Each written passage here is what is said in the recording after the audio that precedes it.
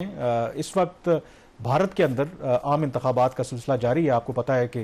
1.5 अरब की ऑलमोस्ट आबादी का वो मुल्क है और तकरीबन 1 अरब एलिजिबल वोटर्स हैं। तो इसलिए अनलाइक पाकिस्तान या किसी और मुल्क 1-2 दिन में वहाँ पर इंतखाबात नहीं होते। 7 मुख्तलिफ फेजेज़ में वहाँ पर लोकसभा के इंतखाबात हो रहे हैं और तमाम नज़रें इस बात पर हैं कि क्या रिकॉर्ड थर्ड टाइम जो मौजूदा प्राइम मिनिस्टर हैं भारत के नरेंद्र मोदी वो प्राइम मिनिस्टर बन जाएंगे। इंडिकेशन तो यही सजेस्ट कर रही हैं। इसमें जो सबसे इम्पॉर्टेंट बात है कि माजी में हमने देखा है कि जब भी वहाँ पर जो लोकल पॉलिटिक्स इलेक्शंस हुए तो पाकिस्तान का वहाँ पर बड़ा चर्चा रहा। आमतौर पर वहाँ की जो सियासी जमातें हैं पाकिस्तान का नाम इस्तेमाल करके वोट लेती रही हैं। लेकिन हालिया सालों के अंदर जब भी हमारी मुलाकात होती है वो भारत के डिप्लोमेट्स हों, एनालिस्ट हों, सहाफ़ी हों, वो ये कहते हैं कि अब पाकिस्तान का उस तरीके से जो भारत की लोकल पॉलिटिक्स है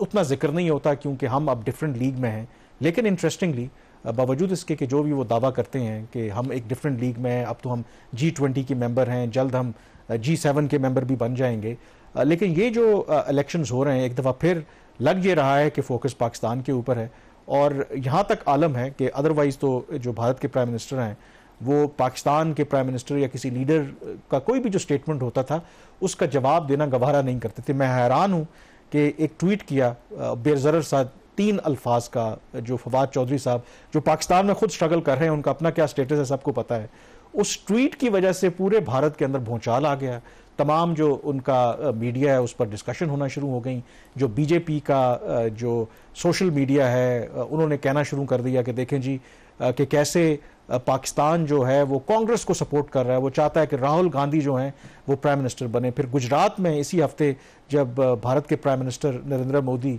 पब्लिक रैली से खिताब कर रहे थे तो 5 मिनट उन्होंने पाकिस्तान के ऊपर उन्होंने तबसरा किया और कहा कि ये जो नेक्सस है बिटवीन पाकिस्तान एंड कांग्रेस जो है वो एक्सपोज हो गया। उन्होंने यहाँ तक कहा कि जो कांग्रेस है वो पाकिस्तान की मुरीद है। तो ये एक कंट्रडिक्शन भी है कि जहां एक तरफ भारत कहता है जी पाकिस्तान मैटर नहीं करता, लेकिन आज भी उनके इंतखाबात में पाकिस्तान का तस्करा है। देखिए ये वैसे बड़ी अजीब सी बात है कि एक भारत के जो वज़ीर आज़म है एक फॉर्मर फेडरल मिनिस्टर के ट्वीट के ऊपर उसको इक्वेट कर रहे हैं कि जैसे हुकूमत पाकिस्तान की कोई इसको सपोर्ट है कांग्रेस को। पहली बात तो ये कि इस तरह की जो इलेक्शनरिंग के दौरान आप इस तरह की स्टेटमेंट एक्सपेक्ट करते हैं, लेकिन इस लेवल की वो मतलब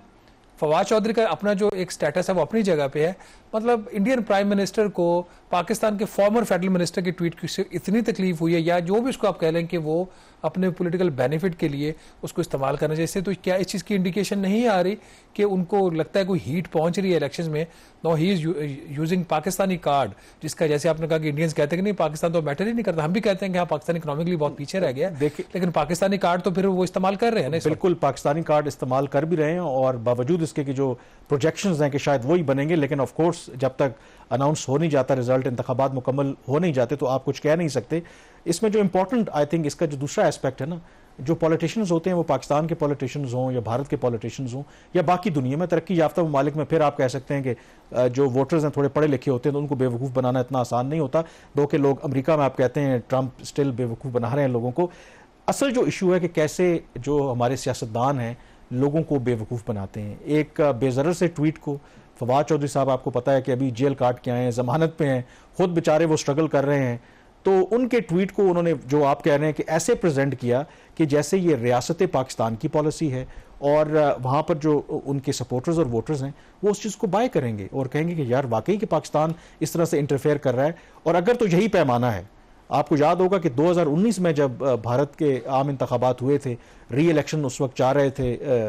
नरेंद्र मोदी, तो उस वक्त पाकिस्तान के प्राइम मिनिस्टर इमरान खान थे, प्राइम मिनिस्टर थे। उन्होंने बाकायदा तौर पर इंटरनेशनल मीडिया को एक इंटरव्यू देते हुए कहा कि जब उनसे पूछा गया कि पाकिस्तान क्या चाहता है तो उन्होंने कहा कि पाकिस्तान की ख्वाहिश है कि बीजेपी और नरेंद्र मोदी ही दोबारा मुंतखब होकर के आएँ, क्योंकि पाकिस्तान का ख्याल है कि अगर जो दोनों मुल्कों के दरमियान इस वक्त जो इशूज़ हैं वो इसी तरह के कोई जो पॉपुलर राइट विंग जो लीडर है भारत का वो अगर आएगा तो वही मसला हल कर सकता है। तो अगर तो पैमाना उनका वो है कि अगर एक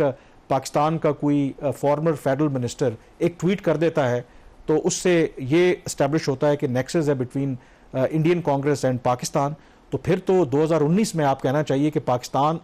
ने कोशिश करके या पाकिस्तान और बीजेपी का गठजोड़ था, इसका तो ये मतलब हुआ ना, क्योंकि उस वक्त तो प्राइम मिनिस्टर ने ये कहा था कि हम चाहते हैं कि बीजेपी की जो जमात है वो जीत करके आए। तो लेट्स सी, आई थिंक इसमें जो इंपॉर्टेंट एक फैक्टर है जो मुझे लगता है कि आई थिंक हमारे यहाँ भी और बाकी दुनिया में भी जो नफरत है ना वो बड़ी आसानी से बिकती है। अमन और शांति की जो अगर आप बात करेंगे तो शायद उसको कोई लेने के लिए तैयार नहीं होगा, और ये एक अनफॉर्चुनेट बात है। लेकिन हमें ये बात भी याद रखनी चाहिए कि जो सियासतदान वो पाकिस्तान के हों या भारत के हों, जो इलेक्शन में जो नारे लगाते हैं ज़रूरी नहीं है कि वो जब मुंतखब होकर के आएंगे तो उस पर अमल दरामद भी करेंगे। 2014 का आपको याद होगा जब पहली मरतबा मोदी साहब मुंतखब होकर के आए, पाकिस्तान के खिलाफ इलेक्शन में वो बात करते रहे, लेकिन जब मुंतखब होकर के आए तो उन्होंने उस वक्त के प्राइम मिनिस्टर नवाज शरीफ को दावत दी कि उनकी वोट टेकिंग पर आएँ। तो इसलिए आई थिंक जो भी वो इस वक्त बयानात दे रहे हैं, यू नेवर नो कि अगर मुंतखब होकर के आते हैं तो उनका जो रवैया है वो उस लिहाज से बिल्कुल मुख्तलिफ हो।